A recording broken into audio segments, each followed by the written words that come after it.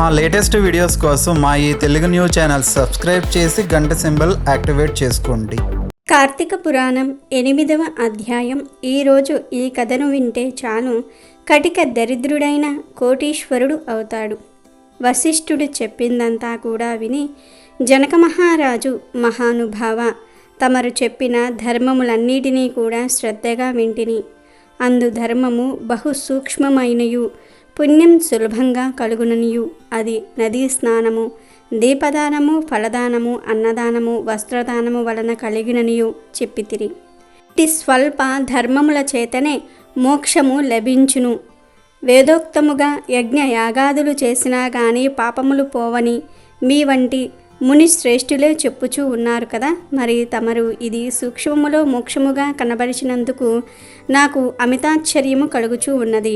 దుర్మార్గులు కొందరు సదాచారములను పాటింపక వర్ణ శంకరులై రౌరవాది నరక హేతువులకు మహాపాపములు చేయువారు ఇంత తేలికగా మోక్షము పొందుట వజ్రపు కొండను గోటితో పెగిలించుట వంటిది. కాబట్టి దీని మర్మమును విడమర్చి వివరించమని ప్రార్థించుచూ ఉన్నానని కోరెను. అంతటా వశిష్ఠుల వారు చిరునవ్వు నవ్వి, జనక మహారాజా, నీవు వేసిన ప్రశ్న సహేతుకమైనదే.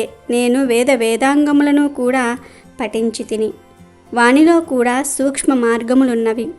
సాత్విక, రాజస, తామసములు అని ధర్మము 3 రకములు. సాత్వికముగా దేశకాల ప్రాంతాలు 3ను సమకూడిన సమయమును సత్వరమగును గుణమును జయించి ఫలమంతయును పరమేశ్వర అర్పితము గావించి మనోవాక్కాయ కర్మలచే నోర్పరిచిన ధర్మము. ఈ ధర్మమందు ఎంతయై ఆధిక్యత కలదు. సాత్విక ధర్మము సమస్త పాపములను నాశనమునర్చి పవిత్రులను చేసి దేవలోక భూలోక సుఖములు చేకూర్చును.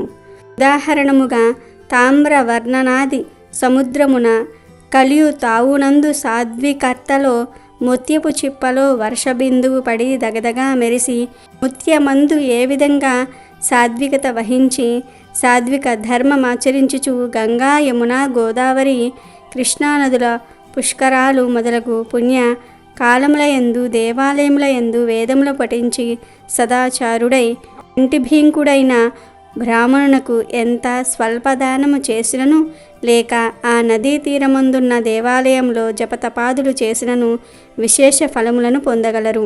రాజస ధర్మమునగా ఫలాపేక్ష కలిగి శాస్త్రోక్త విధులను విడిచి చేసిన ధర్మం. ఆ ధర్మం పునర్జన్మ హేతువై కష్టసుఖాలు కలిగించున్నది అగును.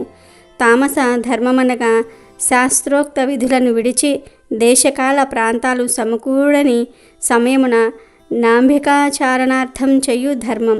ఆ ధర్మం ఫలమును ఇయ్యదు. దేశకాల ప్రాంతము సమకూడినప్పుడు తెలిసి గాని తెలియక గాని ఏ స్వల్ప ధర్మం చేసినను గొప్ప ఫలము ఇచ్చును. అనగా పెద్ద కట్టెల గుంట చిన్న అగ్ని కణములతో భస్మమగునట్లుగా శ్రీమన్నారాయణ నామము తెలిసి గాని తెలియక గాని ఉచ్చరించిన వారి సకల పాపములు పోయి ముక్తి నొందురుదు. దానికొక ఇతిహాసము కూడా కలదు అని ఇలా చెప్పసాగెను. పూర్వం కన్యాకుబ్జంలో సత్యనిష్ఠుడు అనే ఒక బ్రాహ్మణుడు నివసిస్తూ ఉండేవాడు. ఆయన మహాపండితుడు. ఎప్పుడూ కూడా అసత్యం ఆడనివాడు. ఎలాంటి కష్ట నష్టాలు ఎదురైనా ఆయన సత్యానికి కట్టుబడి ఉంటాడు. ఉన్న దాంట్లోనే ఇతరులకు సహాయపడుతూ సంతృప్తికరమైన జీవితాన్ని కొనసాగిస్తూ ఉండేవాడు. భగవంతుడి ఆరాధన, ధర్మ కార్యాలు గురించి తప్ప మరి దేని గురించి ఆయన ఆలోచన చేయడు. పరమ నియమనిష్టలతో ముసులుకుంటూ ఉండే ఆయన అంటే ఆ ఊళ్ళోని వాళ్ళందరికీ ఎంతో గౌరవం. అలాంటి సత్యనిష్ఠుడికి ఆజామిలుడు అనే ఒక కుమారుడు కలుగుతాడు. సత్యనిష్ఠుడు కొడుకుకి చిన్నప్పటి నుంచి కూడా ఏది మంచి ఏది చెడు అనే విషయాలను చెప్తూనే పెంచుతూ ఉంటాడు. తన కుమారుడు నలుగురికి మంచి చెప్పే స్థాయికి ఎదగాలనే ఆయన కోరుకుంటాడు. తన కుమారుడిలో భక్తి శ్రద్ధలు పెంచడానికి తన వంతు ప్రయత్నం చేస్తూ వస్తాడు. అయితే తండ్రి ఎంత శ్రద్ధగా చెప్తూ ఉన్న ఆజామిలుడు పట్టించుకునేవాడు కాదు. అసలు తండ్రి చెప్పే విషయాలపై ఆయనకు దృష్టి ఉండేది కాదు. అయినా చిన్నతనం నెమ్మదిగా అతనే దారికొస్తాడు అని సత్యనిష్ఠుడు అనుకుంటాడు. కానీ వయసుతో పాటు ఆజామిలుడిలో మొండితనం పెరుగుతూ పోతుంది. ఆచార వ్యవహారాలు, పూజలు ఒక చాదస్తంగా అతనికి అనిపిస్తాయి. దేవుడు దర్శనము, పూజలు వీటి వలన సమయం వృధా అవుతుందే తప్ప ఒరిగేదేమీ లేదని అనుకుంటాడు. తండ్రి చెప్పే మాటలు తనను బంధిస్తున్నాయని, తన స్వేచ్ఛను హరిస్తున్నాయని భావిస్తాడు. అందువలన తండ్రి ధోరణి పట్ల తీవ్రమైన అసహనాన్ని ప్రదర్శిస్తాడు. ఆయన అభిప్రాయాలను తనపై రుద్దడానికి ప్రయత్నించవద్దని తేల్చి చెప్తాడు.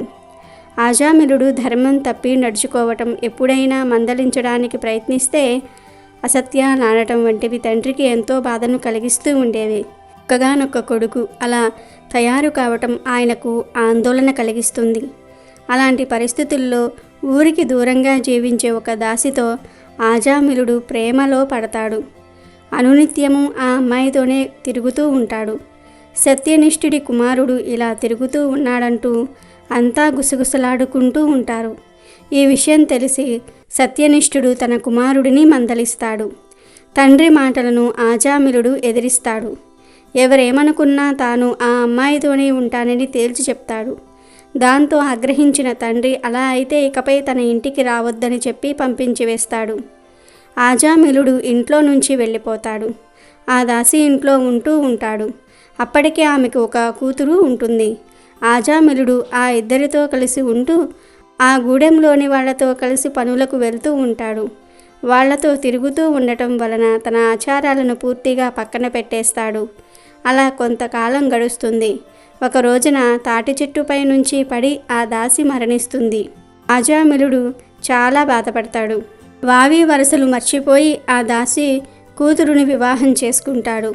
ఆ ఇద్దరికీ కొంతమంది సంతానం కలుగుతారు. అయితే వాళ్ళల్లో చివరి సంతానమైన ఒక పిల్లవాడు మాత్రమే బతుకుతాడు. దాంతో ఆ పిల్లవాడికి నారాయణ అనే పేరు పెట్టి ఎంతో అపురూపంగా వాడిని చూసుకుంటూ ఉంటాడు. అలా కొంతకాలం గడిచిన తర్వాత ఆజామిలుడికి వయసుపై పడిన కారణంగా అనారోగ్యానికి లోనవుతాడు. తనకు అవసాన దశ సమీపించిందనే విషయం ఆయనకు అర్థమవుతుంది. ఆజామిలుణ్ణి తీసుకుని వెళ్ళడానికి యమభటులు వచ్చేస్తారు. మంచంలో ఉన్న ఆయనకు యమభటులు కనిపిస్తారు. వాళ్ళ రూపాలను చూసిన ఆయన భయపడిపోతాడు.